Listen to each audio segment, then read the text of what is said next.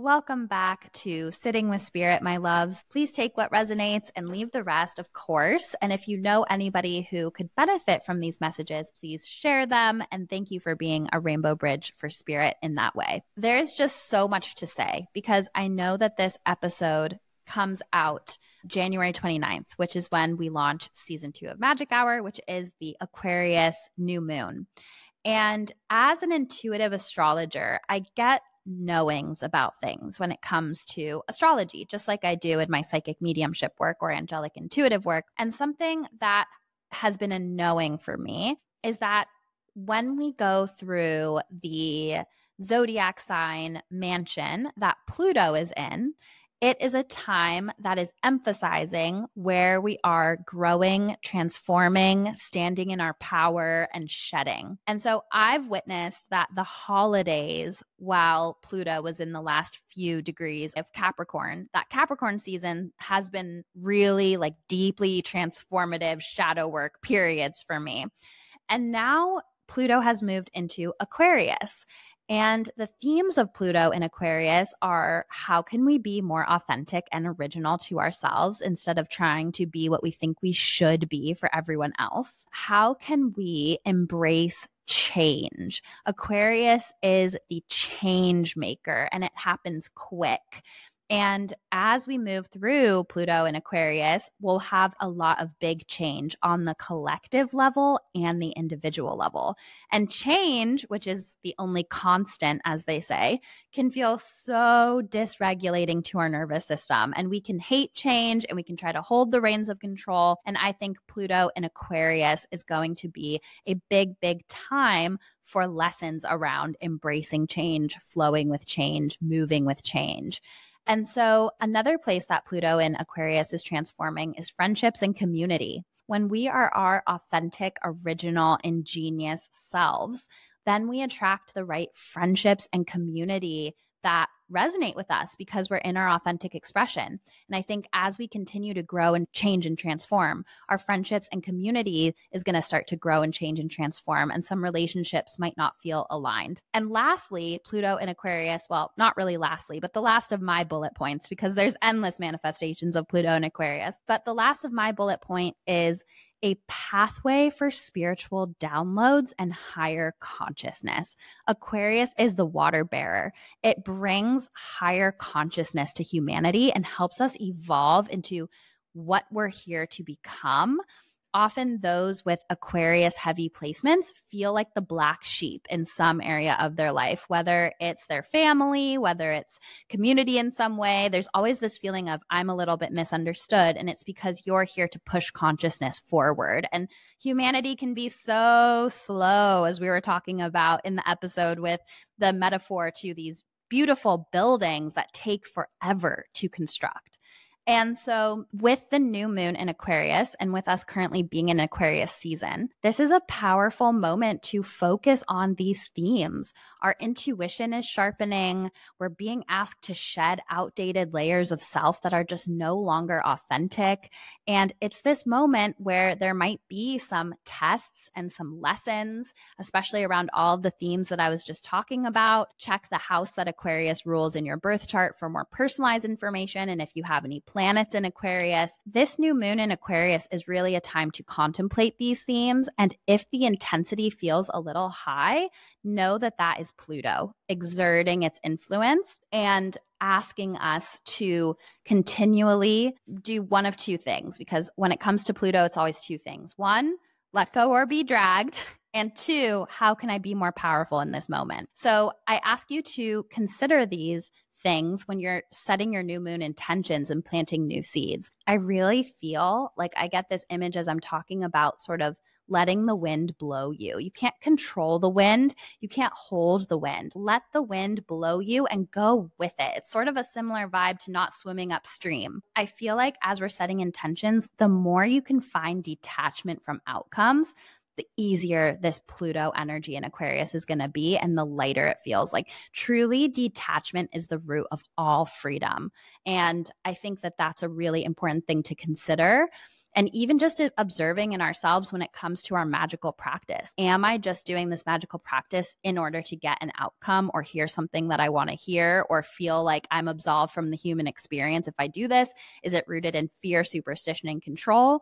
Or how can I give my angels and guides an offering, a tribute of trust and release and lightness so that they may better work with me, so that I can better hear them? And that ties back to Pluto and Aquarius, because Aquarius is those lightning bolts of intuition and downloads. And when we find detachment and surrender to change, it's easier for those to come through.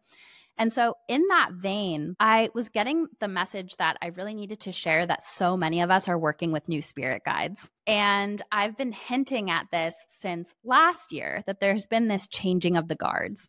And 2020 through 2024 was really its own energetic block of a lot of similar lessons and growth and themes. 2025 and 2026 is like where we have been prepared to go.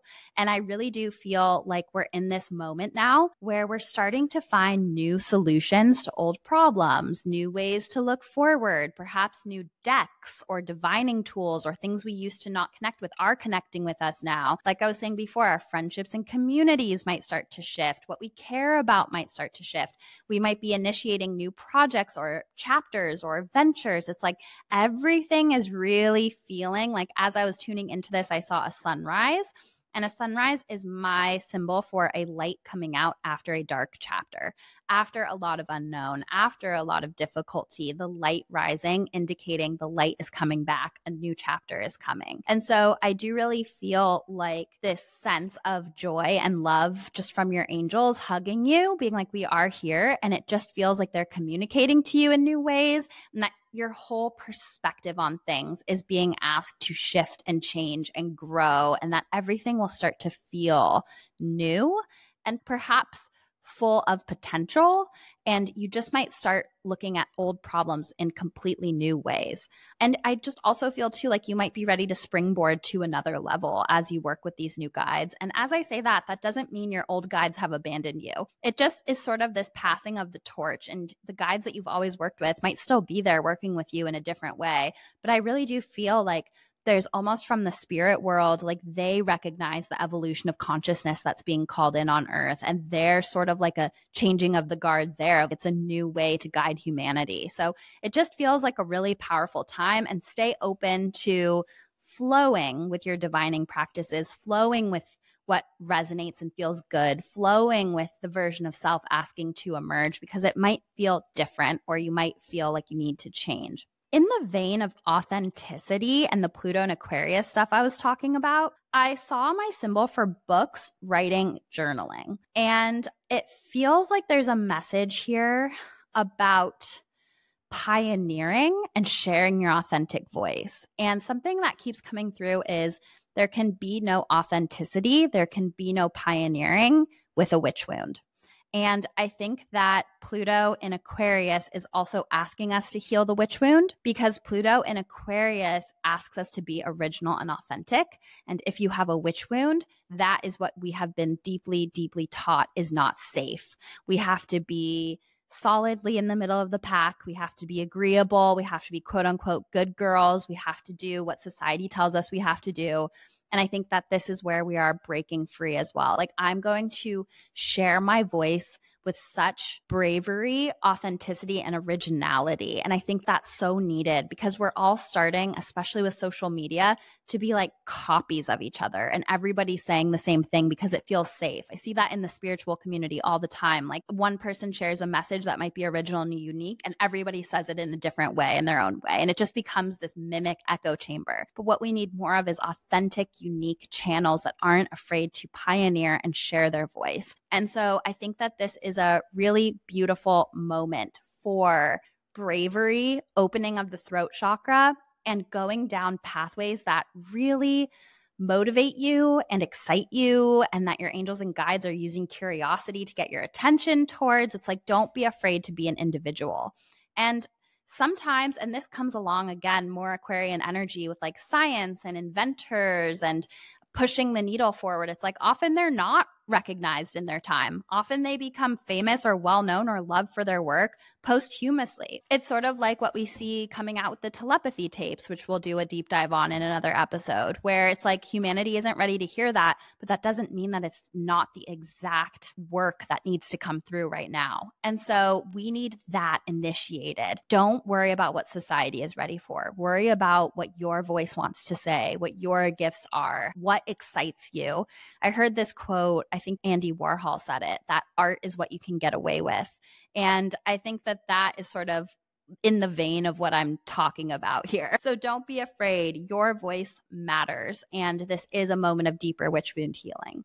So then I saw this really interesting image, and it was a pair of scales, and it was on the crown chakra. And the message that I got is that it's more important than ever to find balance in the mental realms, that there's a lot of sensationalism, that there's a lot of like shadow in the collective, that there's a lot of fear about the news and whatever's going on, and that in anything, you need to balance the scales, but especially with our thoughts. So for how much time you're on social media, for how much time you're talking about what's wrong in the world, are you balancing that with times with loved ones, with researching good things that light you up and fill you with hope, with doing the things that support your mental health? Because I feel like a lot of people might be struggling with their mental health in this moment. And I feel like a lot of people are very scared of maybe what's happening collectively or where we're going. And I just get this really important message to balance the scales of your crown chakra, or else everything will seem doom and gloom and like we'll never find a way forward and like there's no hope.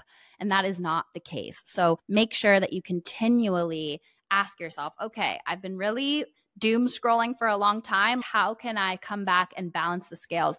And what was so interesting to me is I just got back from that trip to Europe. I was off my phone almost the entire time. I was just living my life in the moment. And I was like, oh my gosh, like the world goes on outside of my phone. Like when I'm home or I'm doom scrolling, I'm like, oh my gosh, this is wrong with the world. That's wrong with the world. Like we have mere months left with the climate clock. Everything is just really intense. And then you take a breath, you go outside of it, you balance the scales. That's not to say bury your head in the sand. I'm just saying balance the scales so that you can have the sustainability of being an agent for light in this world. So something really interesting came through, which was I don't even know if I'd call this a stone, but it was like a guide that wants to be worked with. And it was black pearl, which was so interesting. So black pearl, I looked it up, and it basically signifies protection, transformation, wisdom, and beauty from adversity. And it's tied in with what we were talking about in the episode, which is so interesting, of how, like a phoenix from the ashes, the things that we go through that are difficult transform us into the most beautiful, strong versions of self when we say yes to our healing journey. And I think black pearl is this reminder. It's similar to diamond, but it's like the divine feminine version of diamond, because pearl is very associated with the womb, mother energy, divine feminine. And so I do feel like working with pearl, whether a piece of jewelry or meditating with a pearl or just anything like that, feels very supportive as a reminder that through the darkest challenges, we can come through as such a beautiful, transformed, elevated version of self. So I found that to be really interesting. And now I'm going to move into the spirit person connection. Two people actually came through together, but the primary contact was a woman. And I was seeing the Cancer ribbon, and that means that she either had cancer or passed of cancer, but not necessarily has to pass of it, but there has to be a connection to cancer. And then I started feeling this pain in my mouth. I felt like my lips hurt, my mouth hurt. I couldn't move my mouth. So there was something with the mouth that was coming up. And then I also felt this kind of fogginess and heaviness in my mind. Like I couldn't really think, I couldn't really speak, and I was just having a difficult time processing things. I felt like this woman would have been in her 50s, and I felt like she would have been an athlete in college. She kept bringing me back to her 20s being like her peak and her prime. And I feel like there was something there about loving her 20s, being really carefree in her 20s, and that there was a lot of pride that she had. And so the name Michelle was coming up. So this could be her name or your name or someone close with her. Or sometimes when a name comes up, my guides are giving me like the first two letters. So it might even be an MI name. And then I also got this feeling from her. She liked to keep up with the boys. There was this competitiveness to her. And I feel like she would have had this tomboy energy. And I felt like she was with a man in spirit who might have had a more difficult relationship with her, but that there was healing on the other side. And so basically, as I was connecting with her, she was giving me this feeling of, in my 20s, I was like on top of my game. I had no idea what the real world entailed. And that basically, when she got out into the real world more, I feel like there would have been a personality change. I feel like there would have been something about the glory days versus who she grew up to be. And there was something about this that felt very heavy and like she lost herself. And I feel like there was a connection to smoking with her. And I feel like there was a cynicism. And I feel like even her relationship to whoever this is for might have been a little bit tense or difficult as she grew older. And the feeling that I got is that she slowly lost herself in the struggles and the challenges of life. And her message is basically, do not let pride keep you from living your most aligned life. Like, don't be afraid to ask for help. Don't be afraid to start again. Don't be afraid to be a quote unquote failure, because I feel like she, again, had this sense of pride and this competitive energy. And I feel like when things were tough, she would turn inward instead of going outward for help. But the other part of her message was, if you are in this moment where you feel like you're losing yourself, and upon further reflection, this really ties in with that Aquarius theme of authenticity. If you're in a moment where you feel like you've lost your light, you're not doing what you want to do, like you've deviated from your heart's path, this spirit's message is to reconnect. It's almost like when you lose your phone, it's like, well, where's the last time you can remember seeing it? And so when's the last time you can remember feeling really lit up and like your authentic self? You just remember being like, oh yeah, I forgot that this is what it feels like to be me. And this is what it feels like to be powerful and joyful and lit up and in my authentic energy. So where's the last place you can remember that? Where's a memory, an event, a project you worked on, a person you hung out with? It can be anything. Start to gather the common denominators of when you felt your most lit up, happy self, and start to build your pathway back to it. And conversely, start to look at what isn't working, what's making you feel less than, what's zapping you from your power, and start to be the architect of coming back to your heart's path, because that feels very important. Because the message she's giving me is that the longer you deviate from the path, the harder it is to find it again. So how can you find the path again? And for some, it might even be connecting with your inner child and what makes them really happy. And that's totally fine. But the more you get in the habit of being in wounds, victim consciousness, shame, any of those lower vibrational things, the harder it is to get back, because you simply forget. It's not that the capacity isn't there. It's that you've forgotten who you really are. And this spirit's message is never do that, because not only do you suffer, the people that love you do too. So I found that to be a really beautiful message from her. It's so interesting that you brought up authenticity, and it came up so many times through this, because that has been a major word that I've been trying to bring into this new year. And one of my best friends, it was his word for the new year. I've really been embracing it and looking at the ways in which, I'm a people pleaser, and I have long forsaken my needs for others' needs. And I'm noticing that the pain of doing that is no longer worth it. I think I feel that I'll be safe by sacrificing my authenticity to keep certain people in my life. But the joy that I feel being authentic, even if it means losing these people, is so much more worthwhile than that. And it truly does draw the people that are going to embrace your authenticity to you. And so I'm really trying to step into that. And I just love that it came up so much. And I loved this spirit's encouragement to get back to those things that made you feel lit up. And when was the last time you felt that, and why? And really connect to those things, because those things are guides for us to our authenticity. Yeah. Absolutely. Our heart space is our GPS back to that place. And I think when we're around people that ask us to dim our light to be loved or accepted by them, we feel that in our heart. Our GPS is like, this doesn't feel right. And our head is like, but I'm going to play judge and jury over that knowing and convince myself that I have to do this for XYZ reason.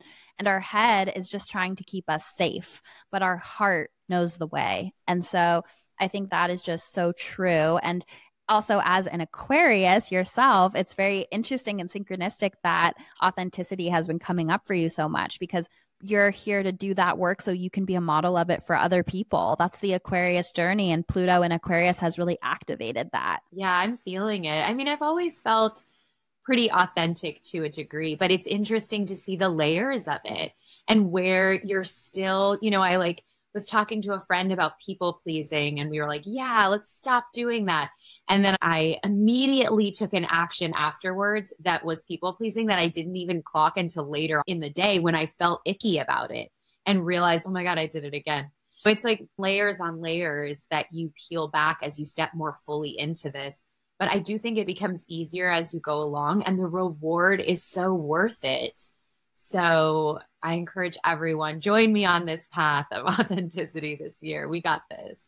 With Pluto in Aquarius, micro moment to micro moment, ask yourself, is this authentic to me and am I in my power? And it might surprise you what comes up and the things that we do on automatic pilot because they have been deeply inherited and learned. And I mean, I'm on the journey with this too. And it's a powerful journey. And the new moon in Aquarius, which is just coming out on, is like the perfect time to start a new cycle of commitment to the authenticity and maybe get a black pearl piece of jewelry for yourself. Like I was speaking about my promise ring, since black pearl is coming up and you can research yourself the deeper meanings of black pearl as well. That might be a supportive, I don't even know what pearls are. They're not gems. They're not crystals. I don't even know what to call it, but might be a supportive tool to work with, an ally to work with. That might be a powerful practice for this Aquarius, Pluto and Aquarius time as well. It's very synchronistic with